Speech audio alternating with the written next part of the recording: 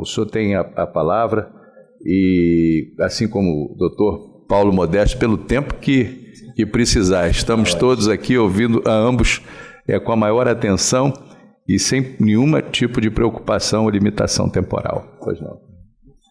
Bem, queria dar um bom dia a todos vocês, um bom dia sempre caloroso quando eu estou no Rio de Janeiro, minha terra natal, da qual eu tanto sinto falta, onde eu tanto me sinto acolhido.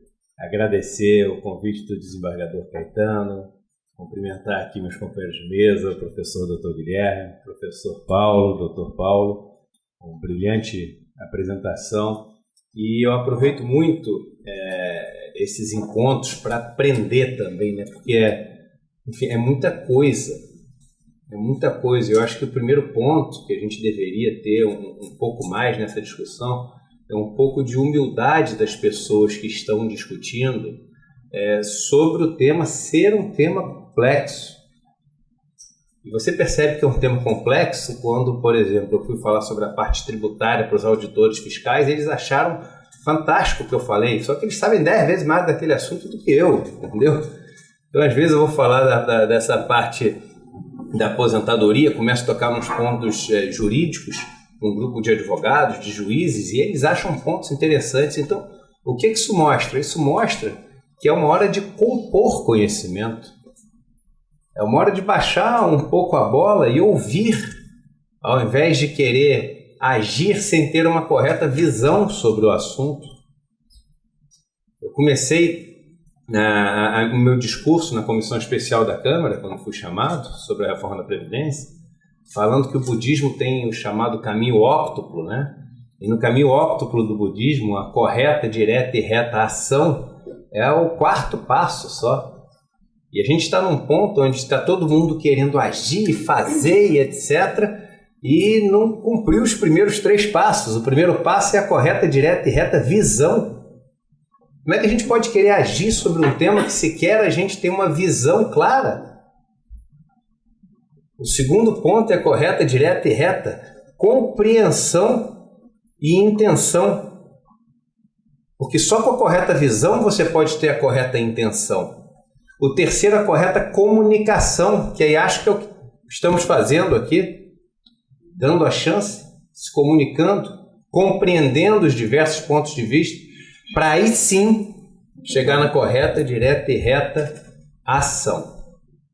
Fico muito feliz de chegar aqui e ver o folder, né, do evento de hoje, de certa forma conversando com a capa da minha apresentação, ou seja, uma pessoa mais velha que está ali, com certeza, dependendo de algum tipo de assistência do Estado, como essa, um trabalhador rural. E é sobre essas pessoas que a gente está falando hoje. Uma das coisas que mais me incomoda ao falar sobre reforma da Previdência, e a gente vai falar sobre vários dados econômicos, etc., é ficar na letra fria da discussão. É ficar nos parágrafos vazios que acabam por esconder os rostos que tem por trás daqueles parágrafos. É não compreender que uma linha que a gente corta no Excel para economizar R$1 milhão ou 50 milhões de reais pode significar, na verdade, a morte de um bocado de pessoas, ou se não a morte, a dor e uma condição de vida absolutamente desumana. Condição essa que os países uma vez se reuniram e decidiram, através da Declaração dos Direitos Humanos, que ninguém permitiria que acontecesse. Eu costumo falar que depois que eu comecei uma jornada pessoal, que começou nesse ano, de viajar o país e morar com comunidades muito pobres, e não visitar, eu sempre falo isso, eu respeito quem visita, mas eu acho a visita de certa forma ofensiva, acho algo que parece quase que você está indo num zoológico, ver como é que são aqueles bichos diferentes. O morar é empático, é sentir a dor que ele sente, nem que por um breve momento.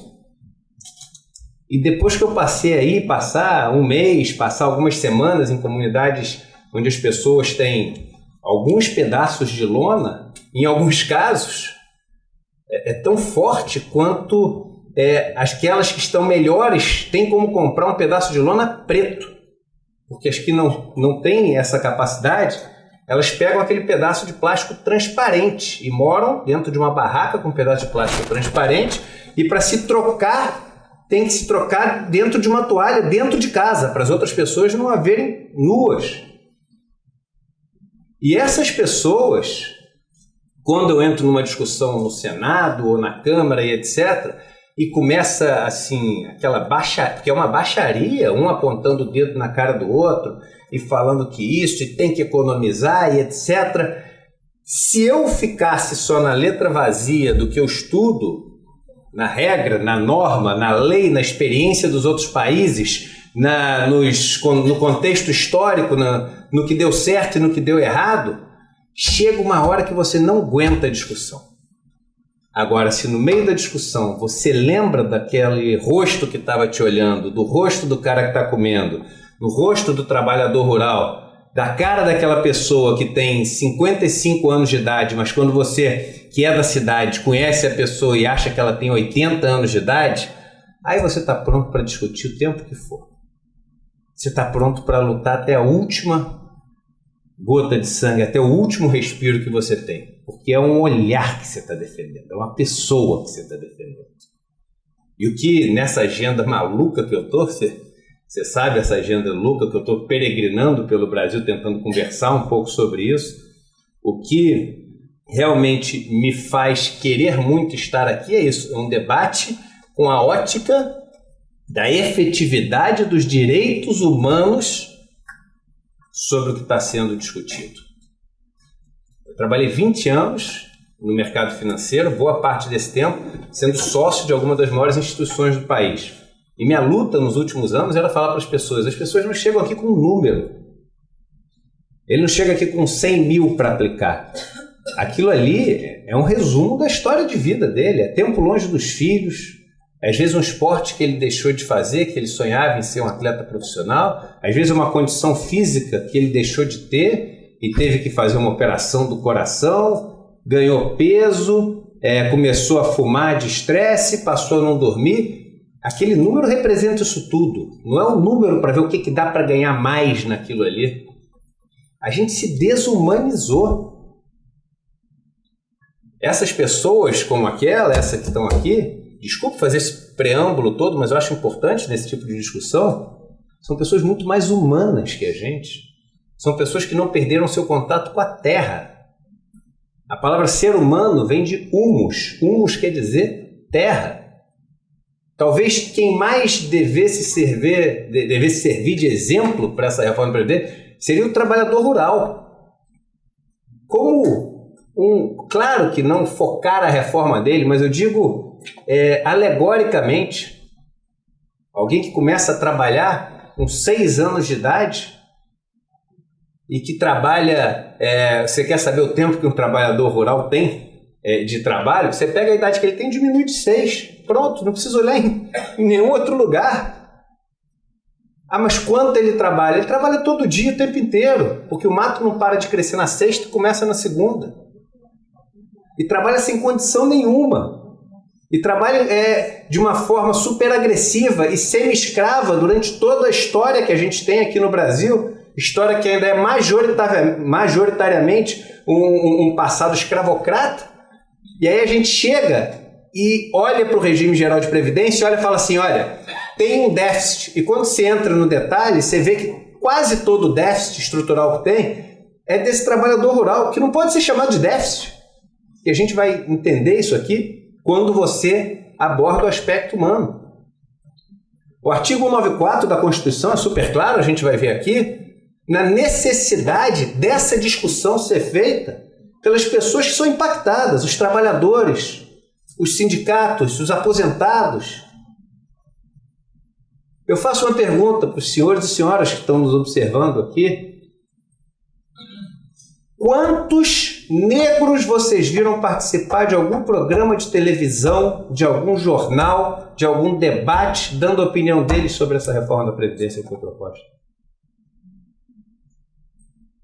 Eu tenho certeza que nenhum. E são os negros os mais afetados pela reforma da Previdência. Ah, por quê? Não temos bons negros economistas. Eu aposto que algumas pessoas, provavelmente nesse país que está perdendo as rédeas do racismo, possivelmente falarão isso.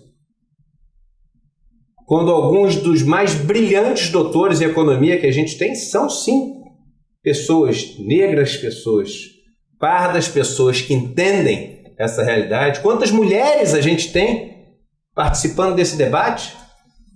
Um debate que fala sobre o regime de capitalização, que é um crime para as mulheres.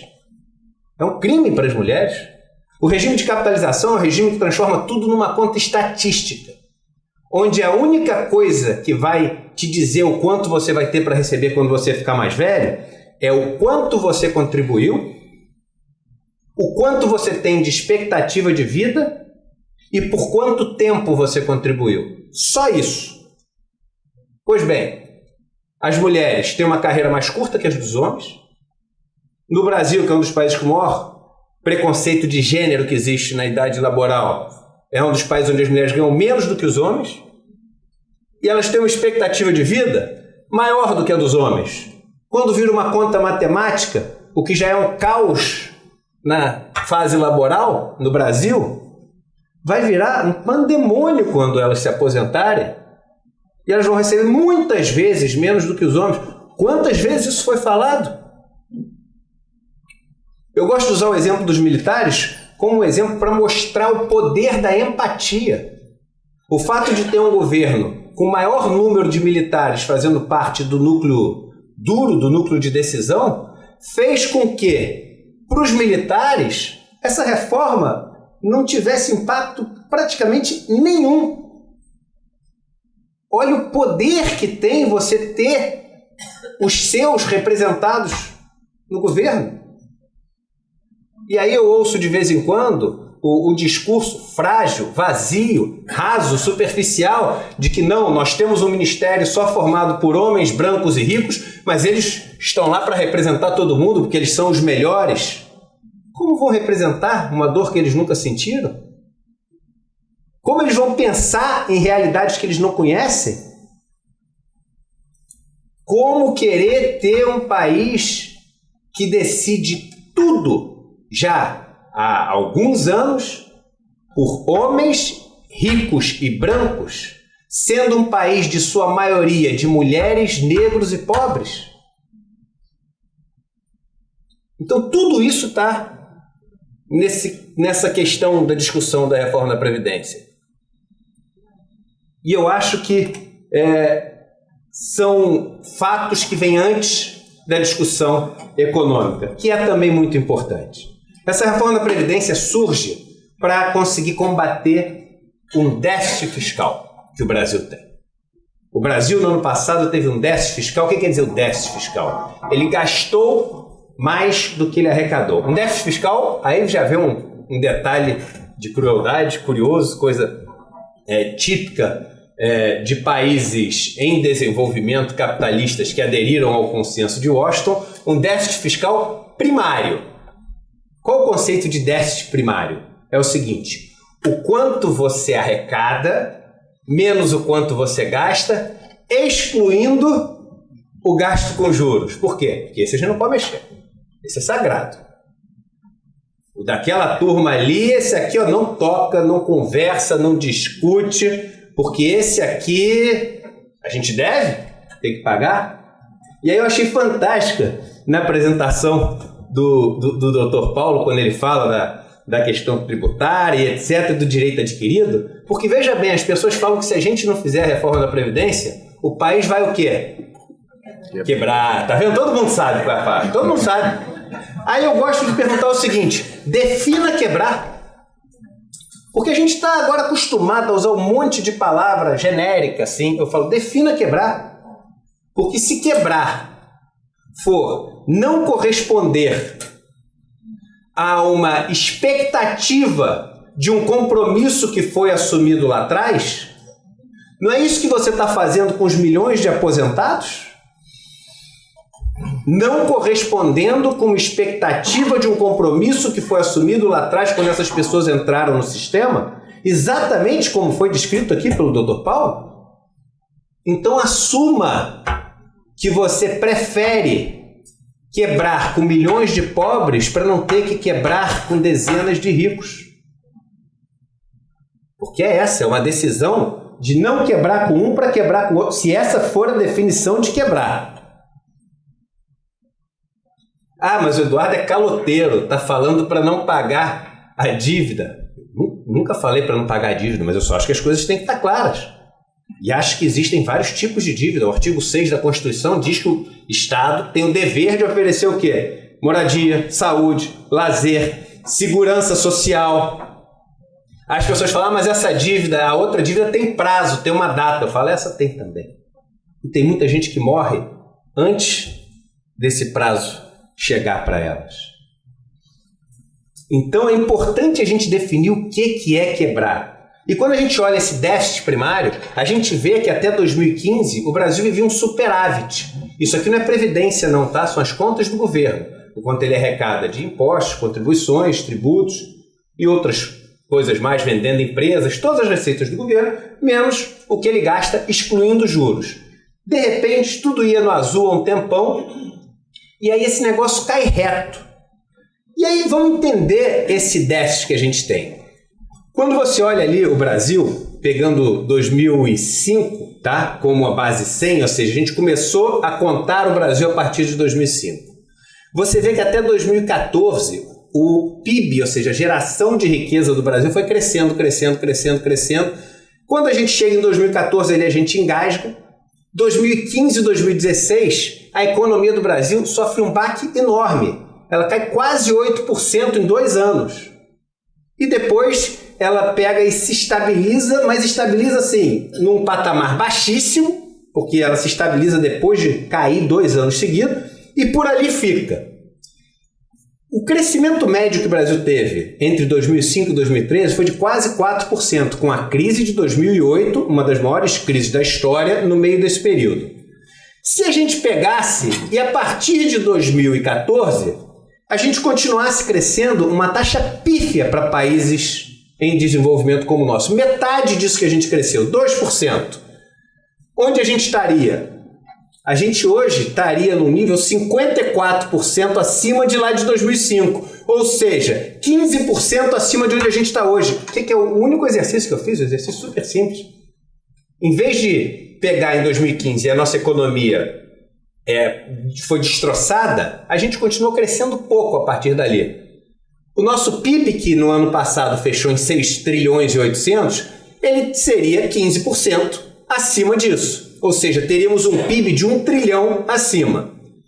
Essa é a carga tributária brasileira, que gira ao longo das últimas décadas todas entre 31% e 33% do PIB.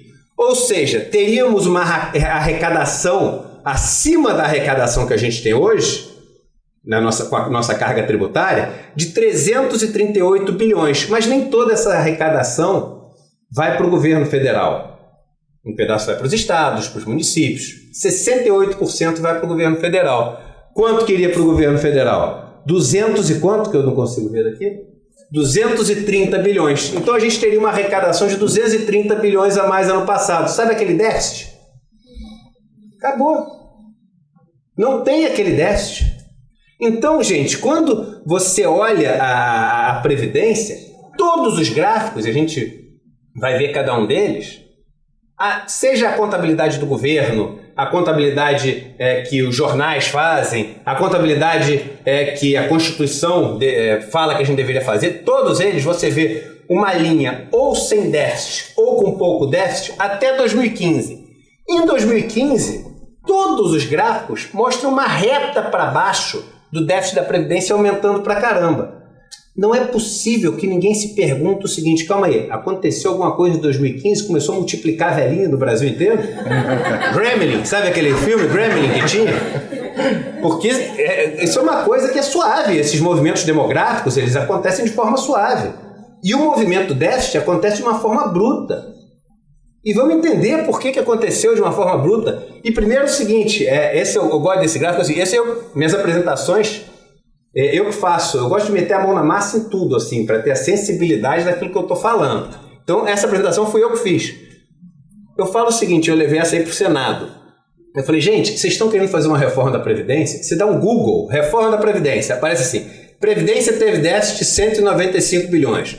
Rombo da Previdência aumenta para 290 bilhões. A farsa chamada déficit da Previdência. Déficit do INSS é de quase 200 bi. CPI confirma, não tem déficit da Previdência Social.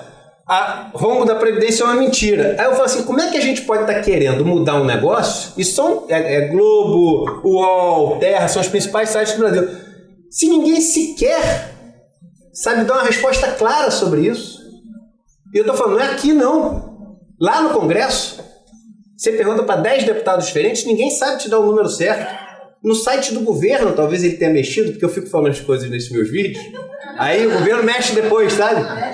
Ele mexe. E outro dia eu fiz até um vídeo no YouTube mostrando isso. Tem um gráfico que eu uso do governo, que eu vou mostrar aqui, que o governo mostra como é que é a nossa máquina de desigualdade. Eu comecei a mostrar. Aí um dia eu fui fazer uma apresentação, daí o Google sumiu do Google. Aí eu falei, então é o seguinte, vamos entender que déficit é esse brasileiro. Da Previdência. Você tem no mínimo 3 visões sobre as contas da Previdência.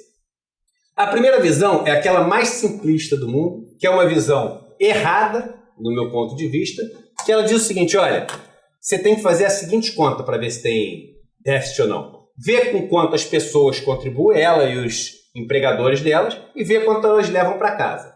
Aí você não tem Previdência Social, você tem uma poupança. É igual você ir no banco, você chega no banco, abre lá um fundo DI ou qualquer coisa que você quiser, você põe um dinheiro todo mês, o banco põe um dinheiro e você vai chegar no final da vida, você resgata aquele dinheiro. Você não precisa de sistema nenhum, isso não é proteção social. Isso é o quanto cada um poupou na vida. Obrigado, amigão. Mas tem muita gente que faz essa conta para a Previdência Social.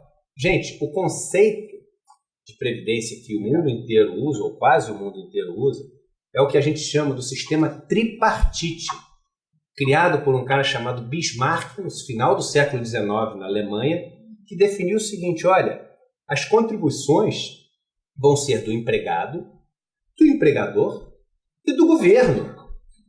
E por que existe isso? Vamos voltar sempre para o conceito. Existe porque no sistema capitalista, que é o sistema a gente poderia dizer que 98% do mundo vive, porque a China vive no sistema capitalista, a Rússia vive no sistema capitalista, o mundo vive nesse sistema capitalista. Achei que alguém falou uma pergunta. Você está vendo como eu sou monitorado? Eu falo China e Rússia, na mesma hora me pega.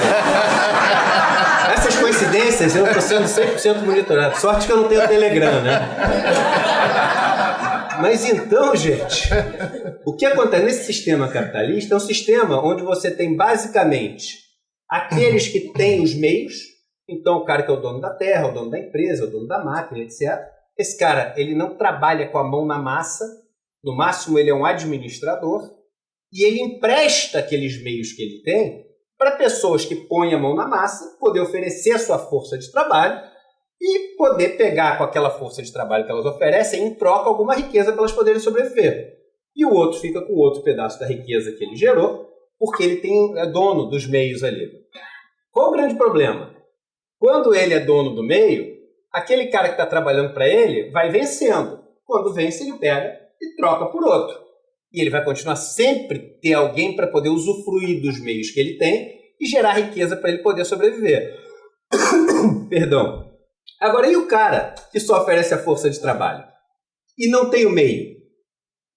Quando a data de validade dele vence, ele vai viver de quê? Ele não tem do que viver. Mais do que isso, mais tarde perceberam. Às vezes pode vencer antes do que ele espera. Porque ele pode ter um acidente de trabalho. Ele pode se tornar inválido. Ele pode ficar doente. Eu estou aqui com uma sinusite enorme, por pouco não consegui vir. E aí? E se esse cara está fora do jogo, ele não tem outro jeito? Nós, como sociedade, vamos deixar ele morrer? Ou vamos oferecer algum tipo de rede de seguridade social para ele? Então surge, ao longo do tempo, as redes de seguridade social. Por isso, essa visão, que é uma visão que olha só as receitas e despesas e fala, ó, é deficitário o nosso sistema de previdência. Até mais um detalhe, quando você olha o urbano, ele até 2015 era superavitário, ou seja, que as pessoas contribuíam, até assim era superavitário. De onde vinha o déficit? Vinha do rural. E por que vinha do rural? Porque até 1988, na Constituição, esse pessoal, ele era assim, absolutamente largado, eles tinham no máximo um tal de fundo rural, que era um negócio que pagava quando você tinha, acho que 65 anos de idade, cumpria um monte de coisa, meio salário mínimo, e que todo mundo morria antes de ganhar o fundo rural. Aí, em 88, no Pacto Social que foi feito no Brasil, os nossos legisladores falaram o seguinte, olha, a gente tem que fazer justiça social com essas pessoas, o que a gente come vem do que eles produzem. Eles vivem há séculos numa situação de escravidão ou semi-escravidão. E aí criaram a previdência social para o trabalhador rural. Eles não tinham direito, tá? Antes. Eles não podiam. Eu contribuí. Não podiam fazer parte do INSS antes de 88. Aí eles criam isso, e quando criam, você começa do zero um sistema, ou seja, ele não é baseada nessa lógica contributiva de que tem que fechar a conta. Ele é tipicamente um benefício de seguridade social. Ou seja, para essas pessoas que estão no campo, a gente vai oferecer uma assistência. E aí, gente, a gente tem um sistema que 98,4% das pessoas que recebem aposentadorias rurais recebem até um salário mínimo. Eu vou repetir, 98,4% dos nossos privilegiados, dos trabalhadores rurais, recebem até um salário mínimo. E como você começa só a contribuir com um valor muito pouco, até porque você não tem a questão do empregado e empregador no campo, são normalmente famílias que têm pequenas propriedades ali, um microagricultor, você não tem, essa conta não fecha mesmo. Mas muita gente usa isso para poder falar. E o que diz a Constituição Federal?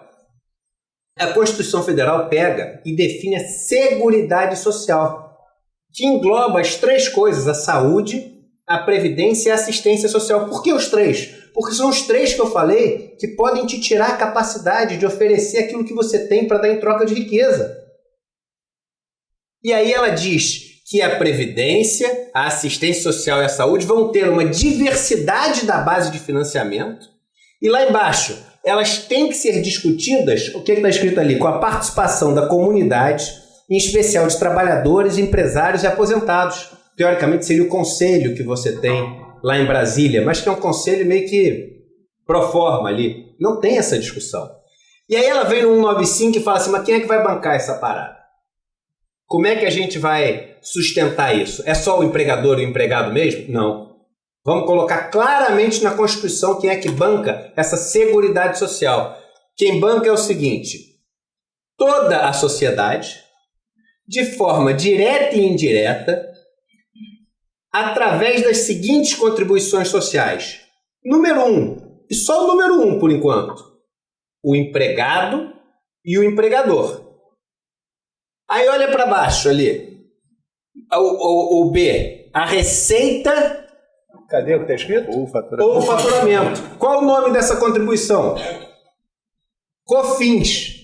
O que quer dizer a sigla COFINS? Contribuição para o financiamento da Seguridade Social. Os caras não podiam ser mais explícitos que isso. Contribuição para o financiamento da Seguridade Social. Aí tem gente que fala assim, não é certo considerar o COFINS nessa conta. Fala, então, tinha que ser contribuição para o financiamento da alimentação dos elefantes no zoológico, né? Porque se está escrito que a contribuição para financiamento da Seguridade Social e está na Constituição Federal, no artigo 195, dizendo que incide sobre o faturamento das empresas, não tem dúvida. Embaixo, sobre o lucro, quem é? CSLL, Contribuição Social sobre o Lucro Líquido. E aí você tem o PIS/PASEP, que também é sobre faturamento, e quando você põe toda essa conta de tudo que você arrecada com tudo que você gasta, você passa a ter a visão constitucional da Seguridade Social, que engloba tudo que a gente está falando agora. Não, o Regime Geral de Previdência Social, o INSS. Antigo INPS até a Lei Orgânica de 1960. Então, por que eu estou falando isso? Porque o regime dos militares e o regime próprio dos servidores estão em outros capítulos da Constituição. Só para a gente saber o que é cada coisa, saber discutir. E cada um pode ter a sua opinião. Perdão. Quando você olha a visão constitucional, você vai ver que até 2015 existia um superávit. E aí eu faço uma pergunta para vocês, gente. Ali estavam as receitas, aqui as despesas. Qual seria a lógica da gente ter uma coisa chamada DRU, que é uma desvinculação das receitas da União, se não tivesse superávit? Como é que você desvincula a receita de uma coisa que dá prejuízo para pagar outra? A DRU, ela aumentou a alíquota dela de 20% para 30% ao longo do tempo. Ela, claro, ela só incide sobre as contribuições sociais não previdenciárias. Você não pode tirar dinheiro daquilo que o empregado e o empregador contribuem para esse regime de seguridade social. Mas, sobre o resto, sobre esses impostos todos que foram colocados para ter o sistema tripartite, para o governo poder contribuir. Agora, você olha, se você tivesse juntado, é claro que não é assim que funciona, né? Porque é pay as you go, você vai recebendo aqui e vai pagando, você não vai juntando esse dinheiro. Mas se você tivesse, hipoteticamente, juntado tudo que sobrou de dinheiro da Seguridade Social enquanto ela ficou com superávit, e para um momento de crise econômica tivesse utilizado isso, a gente teria centenas de bilhões de reais sobrando ainda. Mas não. O que o governo faz? O governo pega, quando sobra, gasta. Para quê? Inclusive para pagar juros. E quando falta, corta os direitos todos. Aí não existe. Você não consegue criar uma coisa que vai estar sempre no talo, certinho.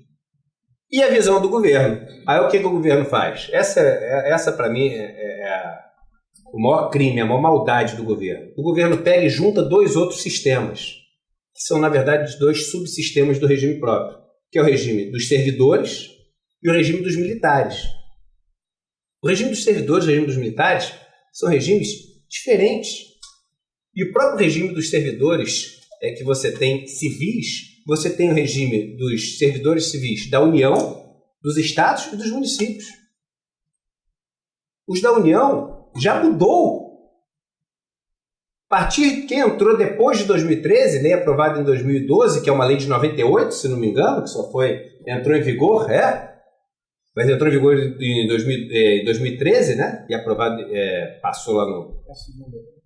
Isso, que é aquela que a primeira foi da paridade e integralidade. E a segunda foi a que estabeleceu o FUNPRESP lá, que é o seguinte: ninguém que é da União, que entrou depois de 2013, vai se aposentar com mais do que os R$ 5.800, a não ser que contribua para uma previdência complementar, que é o FUNPRESP.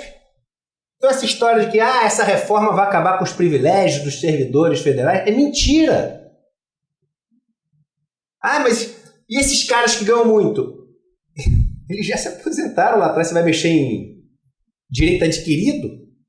Você pode dar uma canetada e vira uma briga jurídica enorme, não é minha área, mas a Constituição não deixa você fazer isso.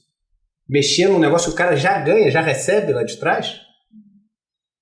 Mas a gente vai mexer também nos estados e municípios. Não está nem naquela conta do 1 trilhão. Por quê? Porque quem decide os estados e municípios são os estados e municípios. Então a gente vai mexer no militar. Aí o governo faz uma salada, ele coloca o déficit do regime próprio, que é esse que já foi alterado lá em 2012, e que vai ter que esperar as pessoas ficarem mais velhas, vai ter que esperar as pessoas que estavam no regime antigo morrer, vai ter que esperar a transição que acontece, mas ele pega esse déficit, ele junta com o déficit dos militares e ele junta com aquele sistema do RGPS para criar o déficitzão.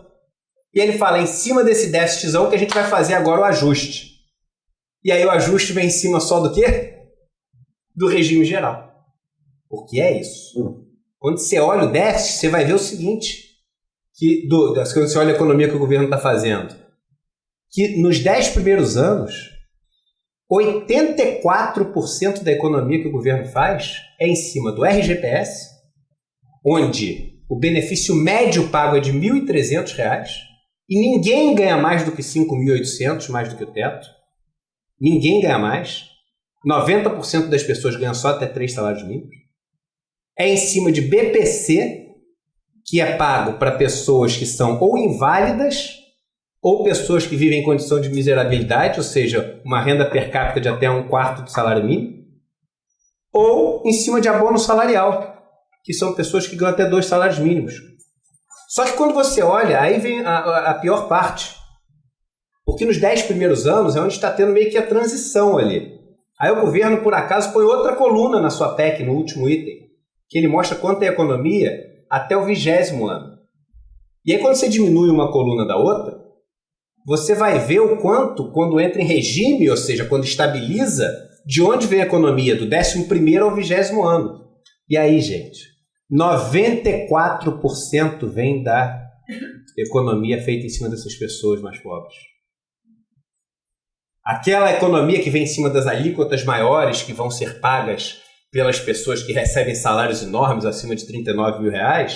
Você sabe quanto que é essa economia do 11º ao 20º ano, que o governo diz que é o fim dos privilégios? Está na PEC do governo, tá? 0,4% do total. 0,4% do total. O governo escreve na PEC, eu fui o primeiro cara a levantar essa bola, e foi engraçado, eu levantei, passei para um dos deputados que estava conversando comigo, perguntando as dúvidas, no dia que o Paulo Guedes ia lá ser sabatinado pela comissão especial, ia responder as dúvidas, aí eu falei, faz essa pergunta para ele. Aí ele falou, vem cá, Paulo Guedes, tá escrito aqui, ministro, está escrito aqui, na página 53, no item 50, que ricos, e ricos em itálico, para definir os ricos, são as pessoas que ganham em média R$2.200. Então são esses ricos, porque eles sempre falam, é para tirar dos ricos, é para tirar, e a gente está achando que ricos são os caras que ganham 100 mil, 80 mil, eu sempre achei. Quando eu li aquele ricos, eu falei, o cara escreveu errado. Deram para o estagiário e ele não checou o negócio.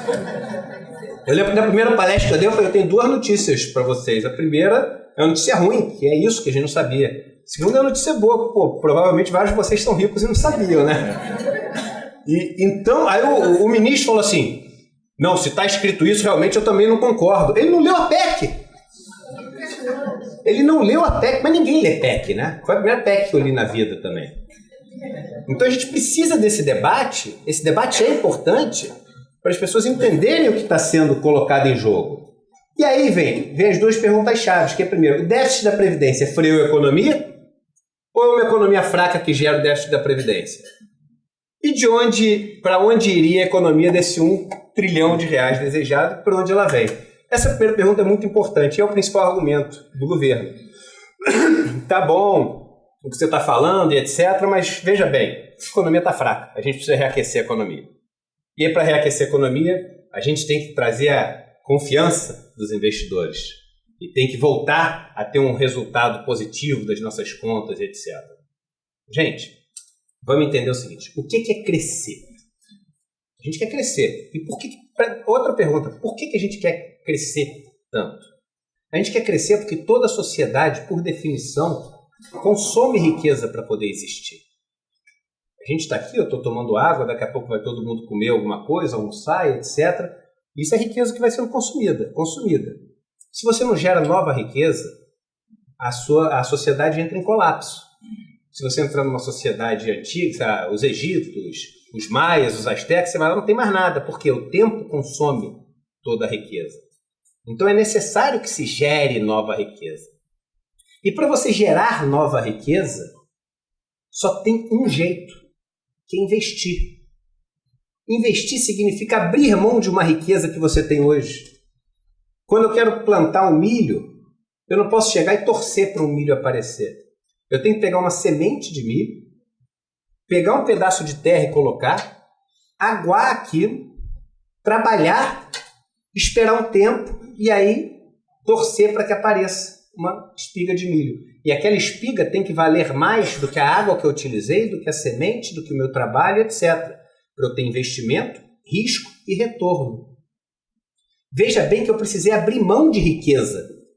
Eu fiquei mais pobre uma semente, fiquei mais pobre aquela energia que eu gastei, eu fiquei mais pobre aquele pedaço de terra que eu não podia mais usar, eu fiquei mais pobre aquela água que eu coloquei. Logo, para investir, é preciso ter riqueza. Não existe investimento. Vocês nunca param para se perguntar? Essa é uma pergunta maravilhosa, de verdade, que é o seguinte: o Brasil precisa crescer. Quem é que começa? Né? Posso ser eu? Aqui? Qual é o seu nome? Marcelo. Por que o Marcelo não começa a fazer o Brasil crescer? De quem que é decisão? Né? Ou será que não é decisão? Será que a gente fica meio que torcendo todo mundo, batendo tambor? Eu estou falando num tom que pode parecer de brincadeira, mas não é não. Isso é uma pergunta econômica importantíssima. Quem começa o processo de crescimento? E quem começa o processo de crescimento é quem tem riqueza para abrir mão. E aí o que o nosso Estado fez ao longo, sem a gente perceber, ao longo das últimas décadas? Ele viu o seguinte, ele falou, olha, tem dois grandes grupos que têm riqueza e que podem abrir mão dessa riqueza para investir. Um deles, a iniciativa privada. Aquela que cada um tem, a que o Marcelo tem, a que você tem, a que o desembargador tem, a que o professor Paulo tem. Todos nós temos riqueza e podemos decidir investir. E tem outra riqueza que está em nome de todos nós juntos, a qual todos nós temos o mesmo direito, distribuída absolutamente igual entre todos nós em tese, que é a riqueza que está em nome do poder público, que também é utilizada para gerar riqueza para todo mundo. Só que o que acontece? Ao longo das últimas décadas, a gente foi asfixiando essa capacidade do poder público de investir. Há 2 anos atrás, a gente deu o golpe fatal, aprovando a Emenda Constitucional 95, que no maior momento da crise falou o seguinte, olha, durante 20 anos estão congelados os gastos públicos, menos para quê? Para juros, está vendo? É muito fácil entender o nosso sistema. A gente sabe a resposta sem pesquisar. Menos para juros, mas para o resto está congelado. E a gente continua precisando crescer. Sobrou para quem? Para a iniciativa privada. Aí a iniciativa privada chegou e falou o seguinte, eu invisto. Vocês dependem de mim, né? Eu invisto. Mas aí é igual refém em banco. Tem minhas condições aqui. Carro blindado, helicóptero, sabe? Ele faz assim, primeira coisa é o seguinte, eu quero que você aprove uma reforma trabalhista.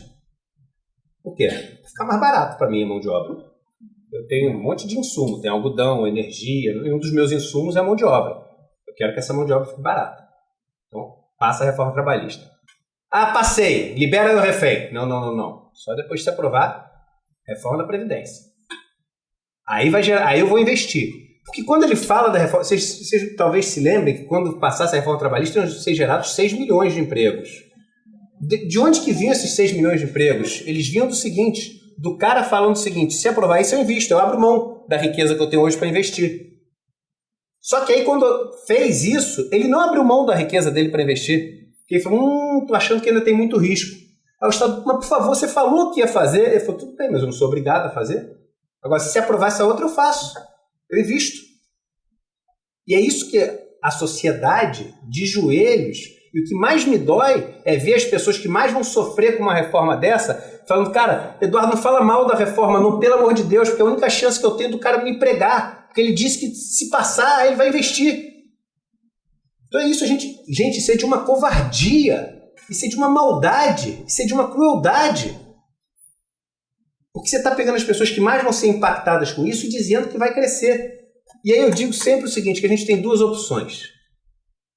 Qual que é a minha tese? Vamos supor que o monstro que a gente quer matar é esse monstro da dívida, que é o que o governo fala, que essa reforma da Previdência é para equalizar esse monstro que a gente tem da dívida, que também nunca vai ser pago. A nossa dívida de país não foi feita para ser paga, foi feita para ser gerenciada. Todas as dívidas dos grandes países são impagáveis, é um modelo de financiamento que a gente vive, que a gente vai organizando e gerenciando e vai ficando mais caro ou mais barato você tocar seu país. Qualquer país, tá? Essa história de que vamos pagar a nossa dívida, não existe isso, tá, gente? Agora vamos lá, tem duas alternativas. E eu tenho que partir do princípio que tudo isso que eu estou falando aqui, que eu acho, pode estar completamente errado. E o ministro Paulo Guedes pode estar certo. Mas ele tem que também me dar o benefício da dúvida. Que ele pode estar errado. E que eu posso estar certo. A diferença, e aí entra nessa questão de se a Previdência freia a economia ou se é a economia que gera o déficit da Previdência. A diferença é o seguinte, a forma como eu acredito que a gente deveria fazer era fazer o seguinte, permitir que o Estado voltasse a investir, porque o Brasil está sentado em cima do maior baú de tesouro que existe no mundo. A gente tem minério, a gente tem petróleo, a gente tem terras cultiváveis como nenhum outro país tem, a gente tem uma costa pesqueira enorme, incidência de sol no país inteiro, vento no país inteiro, a gente tem tudo, nenhum país tem tudo isso.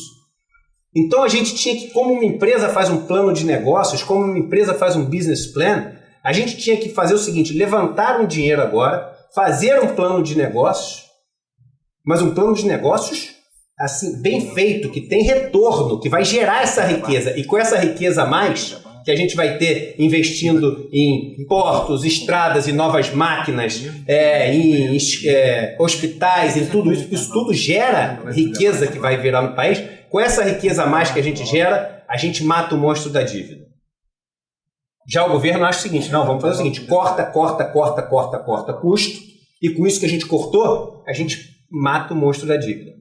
Quais são os dois riscos? No meu caso, a dívida crescer mais rápido do que eu estou gerando de riqueza, e eu estou errado. Qual que é o risco do governo? Quando ele começa a cortar tudo, a economia fica mais devagar ainda. Então ele vai acabar arrecadando menos impostos, e por mais que ele tenha diminuído o custo, vai diminuir a receita também, e ele não vai conseguir matar a dívida. Onde é que está a diferença das duas estratégias? É que se o meu plano dá errado, eu deixo um rastro de escola construída, pessoas educadas, pessoas sem dor, novas casas, novos portos, e um país que durante esse tempo deixou um legado. Se o plano do governo dá errado, ele deixa um rastro só de destruição, de pessoas com fome, de pessoas sem escola, de pessoas com dor, de pessoas que morreram no meio do caminho. Essa é a diferença das duas estratégias, que podem as duas estar erradas. E aí, gente, para vocês entenderem, essa é a máquina de desigualdade que a gente fala. É sobre isso que a gente está falando. É sobre esse país que a gente está falando. O Brasil, o gráfico lá de cima, o país mais desigual de todos no mundo. Esse é um estudo do World Inequality Report. A maior instituição do mundo que estuda desigualdade. O Brasil é mais desigual do que os países do Oriente Médio, que tem aqueles sheiks, onde algumas poucas pessoas concentram a riqueza toda. E esse é o gráfico que o governo tinha tirado depois que eu falei que ele tinha tirado, ele botou de volta agora. Que é o seguinte, como funciona essa nossa máquina de desigualdade? Basicamente, você tem dois grandes grupos de impostos no Brasil. Tem mais, mas dois grandes.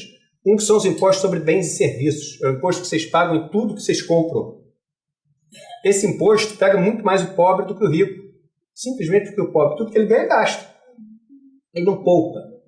E quando você olha o quanto é a nossa alíquota de imposto sobre bens e serviços comparado ao resto do mundo, a gente só perde para a Hungria. No gráfico do ano passado, para ser justo, a Grécia passou a gente. Ou seja, a Grécia ficou pior que a gente nisso. O que a Grécia fez há uns 10 anos atrás? O receituário que a gente está fazendo agora. Então, o Brasil é o seguinte, os pobres pagam os maiores impostos do mundo. E os ricos? Quem estiver muito lá atrás e não estiver conseguindo ver, é só levantar, que é o último lá de baixo. O Brasil é o país que menos paga impostos sobre renda, lucro e ganho de capital de todos do mundo. A gente é um paraíso fiscal para os muito ricos, para os ultra ricos. Gente, a gente está falando aqui de ultra rico, tá? Não fiquem ofendidos, não. Não é o rico nem de 2.200 lá da... Nem aqui tem um Jeep Renegade. A gente está falando aqui de ricaço. O Brasil é o que menos paga. E aí como é que funciona essa máquina? Funciona o seguinte, o 1% mais rico, ele pega e poupa quase tudo que ele ganha e consome quase nada. Então aquele imposto que é a alíquota grande que é em cima do que a gente consome, pega só aquela fatiazinha vermelha. Já o pobre não. Tudo que ele ganha, ele consome. Então o imposto pega em tudo que ele ganha. O rico consome um pouquinho de nada, paga um pequeno imposto sobre aquilo, e com o azul, que é o resto, o que ele faz? Ele poupa. Poupa onde? 72% da dívida pública brasileira está onde? Está nos títulos públicos do governo. Isso é a dívida do governo. Então o rico pega esse dinheiro todo que ele ganhou pagando o menor imposto do mundo e aí aplica no título do governo. E o governo tem que pagar o quê em cima dessa dívida? Juros. E os juros que ele paga dessa dívida vem de onde?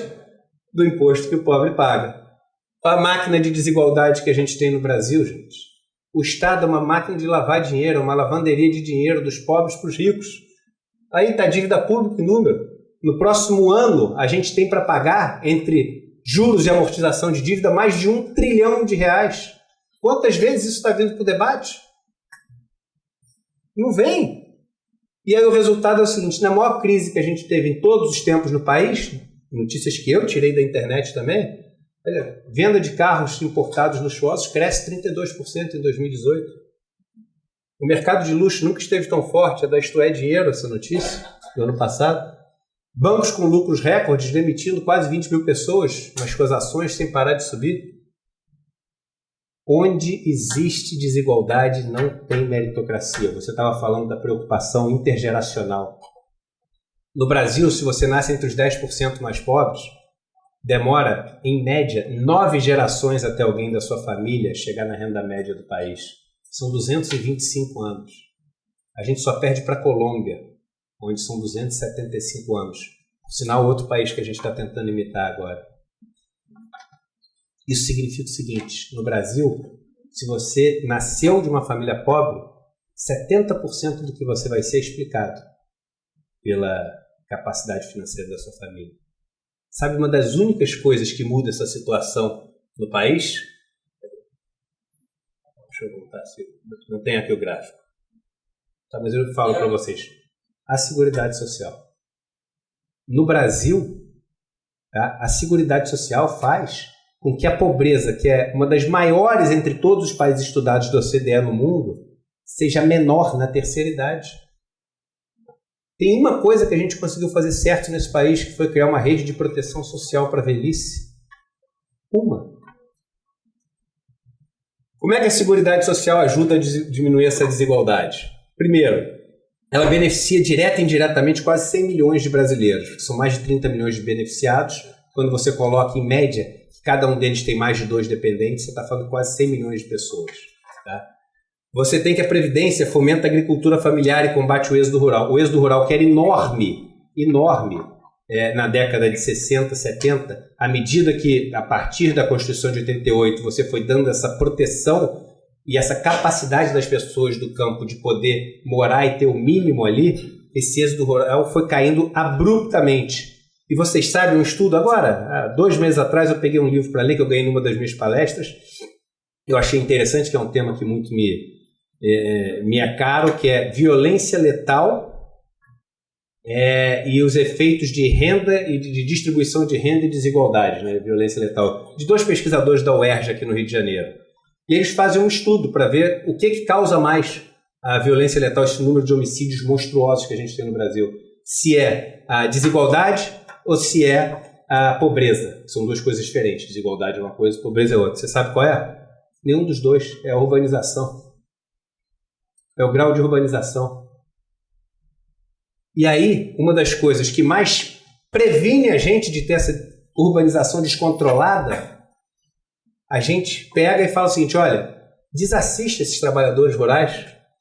A Previdência Social promove a economia regional. São mais de 4 mil cidades no Brasil, 4 mil municípios no Brasil, quase 80% dos municípios do Brasil, onde a economia é quase que inteira baseada em cima dos benefícios previdenciários. Quem vem de cidade pequena do interior conhece a tal da caderneta no mercadinho. O cara vai marcando o mês inteiro, chega no dia lá que cai a Previdência Social, ele vai lá e quita o negócio. E, gente, outra coisa, dinheiro, é porque a gente fica vendo muito Jornal Nacional, que aí aparece na esquina de corrupção, aí aparece aquele esgoto, né? O dinheiro caindo no esgoto, assim. Dinheiro não some, gente. Dinheiro não some. Riqueza é fluxo, ela sai de um lugar, vai para o outro. A bolsa caiu 30%. Nossa, o Brasil ficou mais pobre 30%. Você viu um monte de vaca desaparecer, um monte de terra virar buraco negro? Não existe isso. O dinheiro que é pago pela Previdência, no mês seguinte, para essas pessoas do regime geral da Previdência, no mês seguinte ele volta inteiro para a economia. Porque o cara recebe o negócio, vai comprar carne. O cara recebe a carne e paga o motorista que trouxe a carne. O motorista paga o frigorífico. O frigorífico paga o cara que está lá trabalhando no frigorífico que compra mais carne. Isso tudo vira o quê? Imposto. Imposto na veia, que é sobre bens e serviços, que essas pessoas gastam tudo. O Pedro Rossi, um economista da Unicamp, fala uma coisa que é fantástica. Os 3 principais erros de você comparar, como o governo compara o tempo inteiro, um país a uma casa. Não, é igual a sua casa. Você está gastando muito, tem que apertar o cinto. Não é isso que a gente ouve o tempo inteiro? Só que o governo não é uma casa. Por 3 principais motivos. O primeiro motivo é que o dinheiro da sua economia, da economia doméstica, das finanças da sua família, o dinheiro que você gasta, ele foi embora, você nunca mais vê. O dinheiro que o governo gasta volta em imposto. É um sistema fechado, ou relativamente fechado. A segunda coisa é o seguinte, quando você está precisando de dinheiro em casa, é você que tem que ir no banco e ver qual os juros que as pessoas te emprestam, quanto elas vão te emprestar. O governo escolhe os juros que ele vai pagar. Ele aumenta ou abaixa esses juros e no final das contas, países como o Brasil ainda tem o terceiro ponto, que é o seguinte, chegou em casa, tem um problema enorme, acabou o dinheiro em casa, ferrou, como é que ele vai viver? Não vai, morreu. O governo tem uma máquina que imprime dinheiro no limite do limite do limite, até a Modern Money Theory, que é a teoria que está começando a ficar na moda agora, sobre a qual o André Lara Rezende tanto tem falado, ela diz o seguinte, nenhum governo que tenha moeda fiduciária, ou seja, tem a capacidade de imprimir moeda, quebra. Ele pode ter os efeitos colaterais de você imprimir muita moeda, que eles até contestam, falam assim, e nem é inflação como a gente acha, porque um país completamente deprimido, mesmo se você imprimir moeda, não tem inflação, porque você não vai ter essa demanda que vai pressionar os preços. Então, olha o que é a previdência social em relação à pobreza. A gente hoje tem menos de 10% de pobres na população mais velha do Brasil. Se não tivéssemos, isso é um estudo do IPEA, a gente teria cerca de 70% das pessoas mais velhas sendo abaixo da linha de pobreza do Brasil.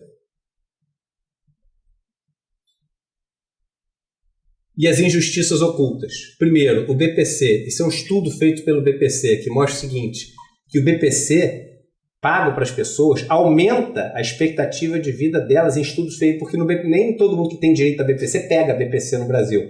Então, porque o cara não sabe que existe. Então dá para fazer um estudo. Eu fico pensando nesse estudo, pesquisador é mal pra caramba, né?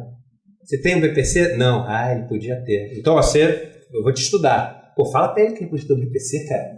Vai deixar morrer antes para fazer a conta, né? Mas pesquisador às vezes faz isso. Eu tô brincando, viu, gente? Mas eu não sei como é que funciona a metodologia. Mas a verdade é que você cortar o BPC, que em tese está fora desse novo relatório do Samuel Moreira, você está cortando anos de vida. Mas sabe o que eu ponho ainda aqui? Tem muita gente que fala assim, não, ele botou isso para negociar. Como é que alguém negocia com vida de gente assim? Se passa. Aí passou. E aquilo que a gente botou para negociar passou. E os caras que vão morrer? Ah, agora já passou. Mas você não pode... perdoe assim talvez a ingenuidade, mas eu não acho. E por fim, olha o estudo de caso de São Paulo, só para a gente entender com o perigo da média. A gente fica falando o tempo inteiro de média de idade, expectativa de vida, etc. Einstein falava que a média é um perigo, que se você tiver metade do corpo no forno, metade no freezer, na média você está na temperatura ambiente, na prática você está morto. E isso é o seguinte, as pessoas de São Paulo, nos bairros, a idade média das pessoas quando elas morrem hoje em São Paulo. Isso é diferente de expectativa de vida, tá, gente? Isso seria, vamos supor, a expectativa de vida das pessoas lá atrás. Mas como elas morrem hoje em dia em São Paulo. Vamos ver se a reforma é racista. Aqui é o seguinte, pessoas brancas são os bairros da cidade de São Paulo, tá? Que têm uma idade média ao morrer maior do que 65 anos. Tá? Então são os coloridos. As pessoas brancas que têm mais de 65 anos em média ao morrer moram nesses bairros coloridos. Tá? Pessoas negras que têm idade média ao morrer maior do que 65 anos nos bairros de São Paulo. Só que tem um problema, né? Essa nova reforma, e aí está no relatório ainda do Samuel Moreira, ele diz o seguinte, que agora, além da idade mínima de 65 anos para homens, 62 anos para as mulheres, o tempo de contribuição mínima do homem vai ter que ser de 20 anos. Só que tem um problema, que ninguém faz essa conta. São 20 anos completos. Há alguns anos atrás, antes de reforma trabalhista e antes dessa mudança estrutural da economia, que está virando uma economia de serviços muito mais pejotizada, como você muito bem falou, quase metade dos trabalhadores brasileiros conseguiam contribuir em média 4,9 meses por ano só. Isso significa que para ele conseguir contribuir 20 anos inteiros, eles vão ter que contribuir 48 anos da vida deles. 48 anos da vida deles. Ou seja, ele começou a trabalhar com 20 anos de idade, com a nova reforma, com o relatório que está na mão do Samuel Moreira, aos 68 anos de idade ele vai ter direito o quê? Hein? Ah, esse falou certo. 60% só. Ele não vai ter direito à aposentadoria. Depois de 48 anos trabalhando, metade dessas pessoas vão ter direito a 60% da média de todos os salários, e não mais só dos 80% maiores. Isso é o que está na mesa. É essa proposta que está na mesa para ser votada e aprovada. E você acha que esses 5 meses por ano de contribuição, que é o que, em média, eles conseguem contribuir, esse número vai aumentar ou diminuir ao longo dos próximos anos? É claro que vai diminuir, gente. É a economia do Uber, é a economia do bico em casa, é a economia da ajuda nas redes sociais. Pessoas com mais de 70... Bairros em São Paulo onde as pessoas negras morrem em média com mais de 75 anos de idade. Nenhum. Essa é a triste realidade dessa reforma. É uma reforma que faz a economia dela apostando que as pessoas vão morrer antes de se aposentar. É daí que vem a economia. Vem de fazer as pessoas morrerem antes de se aposentar. E é uma pena, porque num país tão racista como o nosso, onde esse estudo eu fiz a pedido do Frei Davi, que é o coordenador da Educafro, um dos maiores movimentos negros do Brasil, que ele falou: Eduardo, faz o recorte racial da reforma para mim. Eu quero ver. No Brasil, entre os mais jovens, mais de um terço dos negros são pobres. E mais ou menos 1/4 dos brancos são pobres. Entre os idosos, é a mesma quantidade. Você consegue trazer um mínimo de justiça que é roubado das pessoas quando elas são mais novas. O mesmo acontece para as mulheres. A gente está tirando isso. E com o regime de capitalização a gente faz isso explodir. E por fim, o Chile, que é o nosso exemplo, o caso que a gente sempre gosta de utilizar, que é quem deu certo. Por quê? Porque tem uma renda per capita que é muito maior do que a do Brasil. Eu brinco assim: você para imitar a renda per capita maior, vai pegar o Chile, que é o número 55 do mundo, pega Macau, pega Luxemburgo, pega o primeiro e imita, faz o que ele faz. Põe neve se precisar em algum lugar aqui para ficar mais parecido. Porque é tão, perdoe a palavra mais chula, mas é tão estúpido a gente olhar para um país e falar: a renda per capita é o dobro, vamos imitar o que ele fez. Não pode se comparar um país com outro assim. Porto Rico tem uma renda per capita o dobro da do Chile. E aí? Por quê? Você sabe? Eu também não sei. Mas tem uma renda per capita que é o dobro do Chile. Então vamos imitar Porto Rico? Mas o Chile, que fez isso, esse é um estudo de todos os países da OCDE. Desigualdade no país. Qual que está lá? Vice-campeão de desigualdade. Chile. Qual o único que ganha dele? Hein? É o México, né? Por quê? Qual os únicos 2 países que fizeram a capitalização integral aqui? Chile e México. E continua. Aí eu gosto ainda de dizer o seguinte: o Chile teve esse aumento econômico tudo porque 50% das exportações do Chile são cobre. O cobre multiplicou por 4 o preço ao longo dos últimos 20 anos. E se a gente for pegar o seguinte: o que fez com a Previdência é o que faz o país crescer? O Chile cresceu 32% do seu PIB nos últimos 10 anos. Teve um país na América Latina que cresceu 64%. do PIB nos últimos 10 anos. Qual foi? A Bolívia. E o que a Bolívia fez há menos de 10 anos atrás? Diminuiu a idade mínima de 65 para 60 anos. Para as mulheres, permitiu que elas se aposentassem um ano cedo para cada filho que elas tinham, até 3 filhos. Para profissões mais perigosas, para cada 3 anos de profissão, podia diminuir 1 ano da idade mínima, até 5 anos no total. Estabeleceu um programa de renda mínima, fez tudo ao contrário. Então vamos imitar a Bolívia. Claro que não, eu só estou mostrando que situações diferentes exigem coisas diferentes. O Chile tem um PIB 7 vezes menor que o do Brasil. Tem uma pauta de exportação completamente diferente da do Brasil. E as pessoas mais velhas no Chile hoje em dia estão passando fome. E outros pontos importantes. Primeiro, é que a Previdência Social e a Assistência Social jogam recursos na base da pirâmide brasileira, que voltam todos para a economia, é o que eu falo, regar a planta pela raiz. Quando você rega uma planta, na folha, nem tudo cai na raiz. Mas quando você rega na raiz, tudo vai para a planta e um pedaço vai até para a folha. Você não perde recurso nenhum. O estímulo à informalidade cresce à medida que diminui a expectativa. As pessoas acham que não vão se aposentar, então eu falo, já que eu não vou me aposentar mesmo, e eu ouço isso de muitas pessoas, então eu não quero receber benefício nenhum.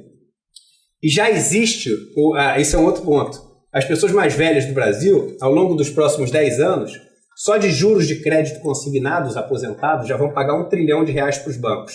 Arranjaram outro trilhão, né? Agora com essa história.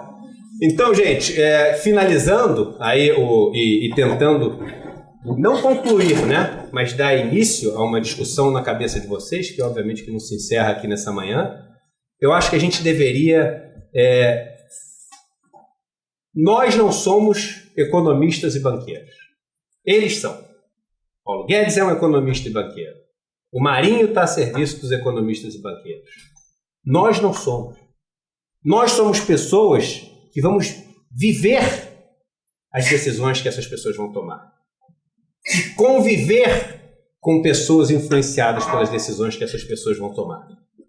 Nós vamos conviver com pessoas que não vão mais poder morar no campo e vão vir habitar uma favela aqui do Rio de Janeiro e vão oferecer uma condição de vida absolutamente indigna para si e perigosa para as outras, porque vão tentar querer sobreviver de qualquer maneira.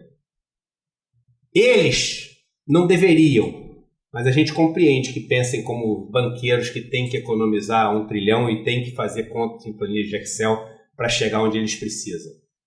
A gente nem deveria, nem pode fazer isso. A gente precisa levar essa discussão até o final, porque uma nação só existe como nação quando existe conceito de grupo. Quando você olha alguém deitado na rua com um filho de 3 anos passando frio e aquilo te incomoda. Porque se aquilo não te incomoda, se essa figura de um senhor aqui trabalhando na roça não te incomoda, se aquela figura ali não te incomoda, você não vive numa nação. E terminando, que estamos aqui com servidores, vamos parar de ter ódio do Estado. Vamos parar de ter ódio dos servidores que a gente tem nesse país. Um governo que se diz patriota, que diz que quer o Brasil acima de tudo, deveria ter o mínimo de respeito por pessoas que resolvem dedicar a vida inteira para trabalhar por esse país. Então, que a gente saiba respeitar, obviamente, aperfeiçoando as práticas, proibindo as injustiças, corrigindo as imperfeições, mas que a gente saiba respeitar as pessoas que resolvem dedicar uma vida inteira servindo o país. Esses, com certeza, verdadeiros patriotas, servidores do país. É isso que eu tinha para falar.